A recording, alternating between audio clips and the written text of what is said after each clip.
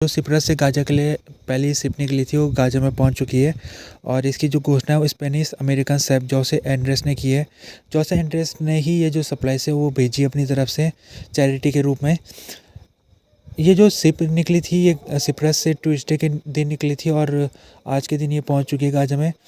और इस शिप में 200 टन फूड सप्लाई और वाटर सप्लाई और मेडिसिन सप्लाई थी। इसके बाद जोस एंड्रे ने ट्वीट किया है जिसमें उन्होंने लिखा है कि आने वाले दिनों में हम दूसरी शिप भी भेजेंगे गाज़ा में। और उन्होंने काफ़ी खुशी जताई है कि जो उनके तरफ से कोशिश की जा रही है उसमें जिन देशों ने और जिन ऑर्गेनाइजेशन ने उसमें योगदान दिया है उन सभी का उन्होंने धन्यवाद भी अदा किया है। यूएस सेंट्रल कमांड की तरफ से स्टेटमेंट निकाला गया जिसमें उसने कहा है कि अमेरिका का ये आज के दिन 11th एयर ड्रॉप हुआ है। और यूएस ने C-17 और C-130 ये एयरक्राफ्ट है, इसके द्वारा आज के दिन 35,700 मील्स गाज़ा के लोगों तक पहुंचाई है एयर ड्रॉप के माध्यम से। और 31,800 बोतल वाटर ये भी नॉर्थन गाज़ा में पहुंचाई गई है। तो यूएस पिछले कुछ दिनों से एयर ड्रॉप का सहारा ले रहा है। और नॉर्थ गाज़ा में क्योंकि सप्लाईज बहुत कम पहुंच पा रही है तो एक तरीका ये है कि एयर ड्रॉप किया जाए जिसके तहत जो पैरासूट में फूड सप्लाईज को रख के फिर उनको गाज़ा के इलाकों में छोड़ा जा रहा है। हालांकि ये भी खबर आ रही है कि इस पैरासूट में जो सप्लाईज हो वो कभी टेक्निकल ख़राबी आने की वजह से जो पैरासूट है वो खुल नहीं पा रहा है, जिस वजह से कुछ लोगों की मौत भी हुई गई थी। लेकिन कुल मिला के ये सप्लाईज को बढ़ाने की कोशिश है यहाँ पर। तो एक तो मैरीटाइम कॉरिडोर निकाला है जो कि सिप्रस से होगा आने वाले दिनों में, उसमें और ज़्यादा शिप निकलेगी। और दूसरा ये एयर ड्रॉप का सारा जो अमेरिका और कनाडा और इसके अलावा दूसरे यूरोपियन देश ले रहे। तो ऑर्गेनाइजेशन जो यहाँ पर गाज़ा में काम कर रहे हैं उनका बार बार ये कहा जा रहा है चाहे वो मैरीटाइम कॉरिडोर है या एयर ड्रॉप हो, ये सप्लाईज में ज़्यादा सप्लाईज नहीं पहुँचा सकते क्योंकि जो एयर ड्रॉप है तो उसमें सप्लाईज पैरासूट में ज़्यादा से ज़्यादा 30,000 लोगों तक पहुंच पाएगी। और जहाँ तक बात है मैरीटाइम कॉरिडोर तो उसमें भी 200 टन की सप्लाईज एक शिप में आ पाएगी। और इससे पहले जो गाज़ा में सप्लाईज जा रही थी वो ट्रकों से जा रही थी। लगभग एक दिन में 500 ट्रक लड़ाई शुरू होने से पहले निकलते थे गाज़ा में। लेकिन जब से सप्लाईज गाज़ा में बंद करी इसराइल ने तो उसके बाद ट्रकों का आवाजाही बंद हो गई। उसके बाद अक्टूबर के एक महीने बाद नवंबर में सप्लाईज को बहाल कर दिया गया था। लेकिन जो सप्लाईज है वो लगभग 100 ट्रक ही निकल पा रहे गाज़ा में। और वो जो ट्रक निकल रहे वो भी ज़्यादातर ट्रकों को साउथ गाज़ा में जाने की परमिशन है, नॉर्थ गाज़ा में नहीं है। तो इस वजह से जो ट्रक की सप्लाईज है उसको बहाल करना पड़ेगा ढंग से। और जो लगभग 500 ट्रक की डेली रिक्वायरमेंट है गाज़ा के इलाकों में तो उस उतनी रिक्वायरमेंट के ट्रक गाज़ा के इलाकों में भेजने पड़ेंगे, तभी जाके जो इस सिचुएशन है लोगों की वो बेहतर हो पाएगी। इंटरनेशनल कोर्ट ऑफ जस्टिस ने कहा है कि वो निकारागुए का जो केस है जर्मनी के खिलाफ उसके ऊपर अगले महीने सुनवाई करेगा। तो निकारागुए जर्मनी के खिलाफ कोर्ट में जा रखा है और वो इसलिए गया है क्योंकि उसका कहना है कि जर्मनी 1948 का जो जिनोसाइड कन्वेंशन है उसका वो उल्लंघन कर रहा है। वो इस वजह से कर रहा है क्योंकि जो जर्मनी है वो इसराइल की मदद कर रहा है, इसराइल को वेपन भेज रहा है और इसके अलावा इसराइल के तमाम फोरम में इसराइल का वो डिफेंस कर रहा है। जहाँ तक बात है जर्मनी की, तो जर्मनी की जो पोजीशन है वो प्रो इसराइल है। अक्टूबर 7 के बाद से जो जर्मन के चांसलर थे उन्होंने इसराइल को अपना पूरा सपोर्ट दे रखा है। हालांकि पिछले कुछ दिनों से ये भी देखने को मिल रहा है कि ओलेफ शोल्ज बार बार वो सीज़ फायर की बात कर रहे हैं और वो कह रहे हैं कि जो इसराइल है उसको गाज़ा में सीज़ फायर करना चाहिए। और इससे पहले भी जर्मनी के ऊपर एक और केस जो ये नमीबिया देश पड़ता है साउथ अफ्रीका के सामने, वो भी लेके गया था। नमीबिया जर्मनी की कॉलोनी रह चुका है और नमीबिया ने भी यही आरोप लगाया था कि जर्मनी इस समय जेनोसाइड कन्वेंशन की उल्लंघन कर रहा है। और जर्मनी एक ऐसा देश है जो जेनोसाइड की बात की जाए तो जेनोसाइड जब ये साइन हुआ था कन्वेंशन तो उसमें जो फाउंडिंग मेंबर था वो जर्मनी था। और जर्मनी बार बार जेनोसाइड कहीं दूसरी जगह होता है, चाहे वो यूक्रेन में हो या दूसरी जगह कहीं हो, तो उसमें बढ़ चढ़ के वो अपनी बात रखता है। लेकिन जब इसराइल का जो जेनोसाइड हो रहा है गाज़ा के ऊपर उसमें वो चुप है। तो ये भी एक सवाल जर्मनी के ऊपर उठ रहा है कि वो इसराइल का क्यों इतना साथ दे रहा है। यूएस प्रेसिडेंट जो बाइडन ने कहा है कि कल के दिन जो सीनियर मेजोरिटी लीडर चक शुमाकर ने जो स्पीच दी थी वो बहुत ही बेहतरीन स्पीच थी। तो चक शुमाकर ने कल स्पीच में ये कहा था कि पहले तो उन्होंने कहा था कि इसराइल को गाज़ा में सीज़ फायर करनी पड़ेगी जल्द से जल्द। और दूसरा इन्होंने ये कहा था कि इसराइल में इलेक्शन कराने चाहिए। और साथ में उन्होंने ये भी कहा था कि इसराइल इस लड़ाई में अपना रास्ता खो चुका है। तो ये जो स्पीच थी इनकी काफ़ी विस्फोटक स्पीच थी, क्योंकि इससे पहले किसी डेमोक्रेटिक बड़े नेता ने ऐसे स्पष्ट शब्दों में इसराइल की आलोचना नहीं की थी। तो चक शुमाकर की स्पीच के बाद बाइडन का उनका समर्थन करना ये बताता है कि जो बाइडन है वो कहीं ना कहीं जो चक शुमाकर के बयान है उनका वो समर्थन करते हैं। एंथनी ब्लिंकन जो यूएस के सेक्रेटरी ऑफ स्टेट है, उन्होंने कहा है कि यूएस चाहता है कि जो रफ़ा में अगर इसराइल एक्शन करेगा तो पहले इसराइल को प्लान यूएस के सामने रखना पड़ेगा, और साथ में जो इसराइल है उसको इस इलाके में जो सिविलियन है उनको सुरक्षित किसी दूसरे स्थान में भेजना पड़ेगा। ये वो तब कहा उन्होंने जब इसराइल की प्राइम मिनिस्टर के ऑफिस से स्टेटमेंट आया है, और उसमें इसराइल के प्राइम मिनिस्टर ने अपनी सेना को अप्रूवल दे दिया है रफ़ा में ऑपरेशन करने के लिए। नेतन्याहू ने लेटेस्ट हमास की जो प्रपोज़ल था उसको रिजेक्ट कर दिया है। जो ये प्रपोज़ल था इसमें हमास ने कहा था कि हमास कुछ हॉस्टेजेस को छोड़ने के लिए तैयार है, लेकिन बदले में इसराइल को लगभग 600 से 700 फ़िलिस्तीन कैदियों को अपने जेल से छोड़ना पड़ेगा। और हमास का दूसरा ये भी कहना है कि जो फेज़ के वाइज ये ट्रूस होगी, पहला फ़ेज़ में हमास कुछ हॉस्टेजेस को छोड़ेगा और इसराइल कुछ फ़िलिस्तीन कैदियों को छोड़ेगा। दूसरा फ़ेज़ में हमास कुछ जो इसराइल के बंधक हैं उनको छोड़ देगा, लेकिन साथ में इसराइल को दूसरे फ़ेज़ में परमानेंट सीज़फायर करनी पड़ेगी गाज़ा में।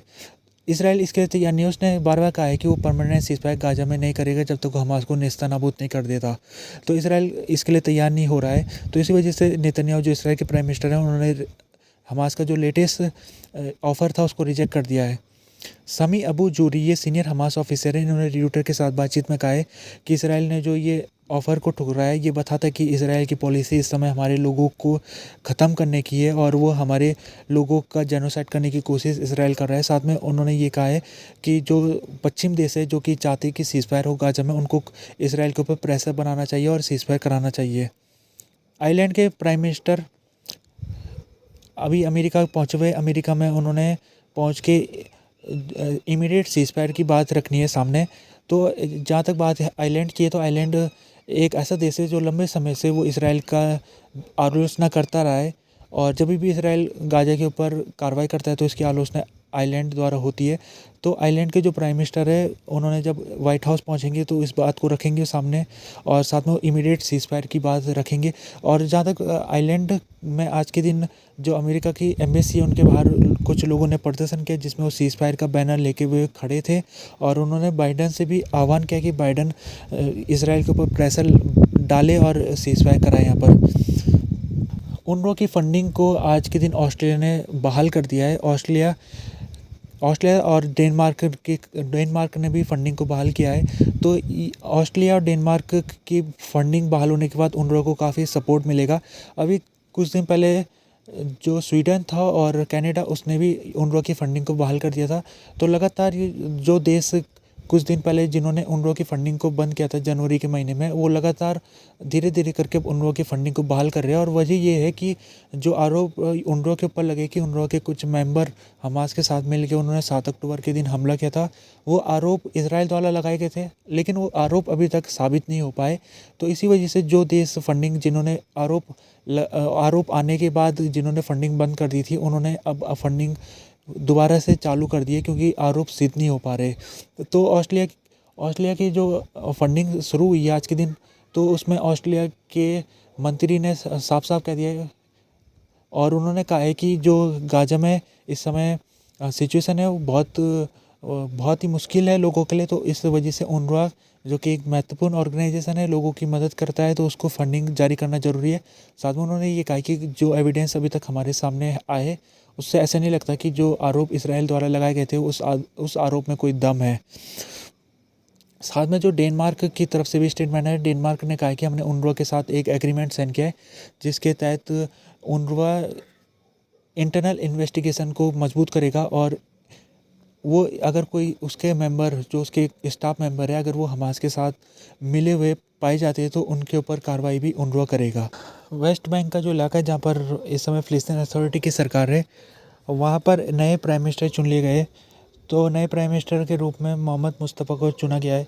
तो मोहम्मद मुस्तफ़ा के जिनको हायर किया गया है, मोहम्मद मुस्तफ़ा ये टेक्नोक्रेट है और ये यूएस एजुकेटेड है, यूएस में इन्होंने एजुकेशन ली थी, और इनका जो इकोनॉमिक्स से इनका संबंध है, इकोनॉमिक में इन्होंने डॉक्टरेट कर रखी है। और इनका जो जन्म है 1954 में हुआ था। तो इनको अपॉइंटमेंट करने वाले मोहम्मद अब्बास है, जो कि फ़िलिस्तीन प्रेसिडेंट है। अभी कुछ दिन पहले फ़िलिस्तीन कैबिनेट ने इस्तीफ़ा दे दिया था, जिसमें फ़िलिस्तीन अथॉरिटी के जो प्राइम मिनिस्टर थे मोहम्मद सतैया, उन्होंने रेजिग्नेशन दिया था। साथ में उनके जो काउंसिल ऑफ मिनिस्टर थे सब ने रेजिग्नेशन दिया था। तो ये तब हुआ है जब अमेरिका यहाँ पर जोर डाल रहा है, वेस्ट बैंक की जो सरकार है फ़िलिस्तीन अथॉरिटी के ऊपर, कि फ़िलिस्तीन अथॉरिटी रिफ़ॉर्म करे और जो उस वेस्ट बैंक में जो करप्शन होता है उस करप्शन को ख़त्म करे। और इसके अलावा जो भी वहाँ पर इकोनॉमी भी काफ़ी बदतर बनी रहती है उस इलाके में, तो वहाँ पर इस इकोनॉमी को सुधारने के लिए कदम उठाए। अमेरिका चाहता है कि अगर ये इन चीज़ों में अगर वेस्ट बैंक की सरकार काबू पा लेती है तो फिर वेस्ट बैंक की सरकार को गाज़ा में भी भेजा जा सकता है और वहाँ का कंट्रोल भी फ़िलिस्तीन अथॉरिटी को दिया जा सकता है। तो इसी के लिए अमेरिका ये रिफॉर्म चाहता है। तो इसी को देखते हुए मोहम्मद सतैया ने अपने कैबिनेट के साथ इस्तीफ़ा दिया था। यूरोपियन यूनियन आने वाले कुछ दिनों में इजरायली सेटलर लोगों के ऊपर सैंक्शन लगा सकता है। तो 7 अक्टूबर के बाद देखा गया है कि कुछ जो ऑक्यूपाइड इलाके, जो इलाके में इसराइल ने ऑक्यूपाई कर रखा 1967 की लड़ाई के बाद से, जिसमें जेरूसलम वाला इलाका था और वेस्ट बैंक के कुछ इलाके थे, तो उसमें 7 अक्टूबर के बाद से जो ये इजरायली सेटलर है वो यहाँ पर जो फ़िलिस्तीन मूल के लोग हैं उनके साथ अत्याचार कर रहे हैं, कई बार उनके साथ मारपीट कर रहे हैं और उनकी ज़मीन हथिया रहे। तो अमेरिका और यूके ने इन ऐसे वायलेंट सेटलर के ऊपर बैन लगा रखा है, सैंक्शन लगा रखा है। तो अभी तक ईयू की तरफ से कोई सैंक्शन नहीं लगा था, तो आने वाले कुछ दिनों में हो सकता है कि ईयू लगाना शुरू कर दे सैंक्शन। अभी तक सैंक्शन इसलिए नहीं लग पा रहा था क्योंकि जो 27 मेंबर का ये यूनियन है, यूरोपियन यूनियन, इसमें कॉन्सेंसस नहीं बन पा रहा था। कुछ देश इसराइल का सपोर्ट कर रहे थे, जिस वजह से वो इस कदम के लिए तैयार नहीं थे। लेकिन खबर ये आई है कि जो हंगरी है, जो कि इसराइल का बहुत बड़ा एलाई है, तो वो तैयार हो गया। उसने कहा है कि इसराइल सेटलर जो वायलेंट है उनके ऊपर लगना चाहिए सैंक्शन। तो हंगरी तैयार हो गया। तो उसके बाद आने वाली जो मीटिंग होगी उसमें ये लग रहा है कि कुछ वायलेंट सेटलर के ऊपर ईयू की तरफ से भी सैंक्शन लग सकता है। अगर ये सैंक्शन ईयू की तरफ से लग जाएगा तो उसके बाद जो ये वायलेंट सेटलर लोग हैं ये ईयू में ट्रैवलिंग नहीं कर पाएंगे। इसके अलावा जो इनका बैंक अकाउंट ईयू में होगा वो भी फ्रोज हो जाएगा।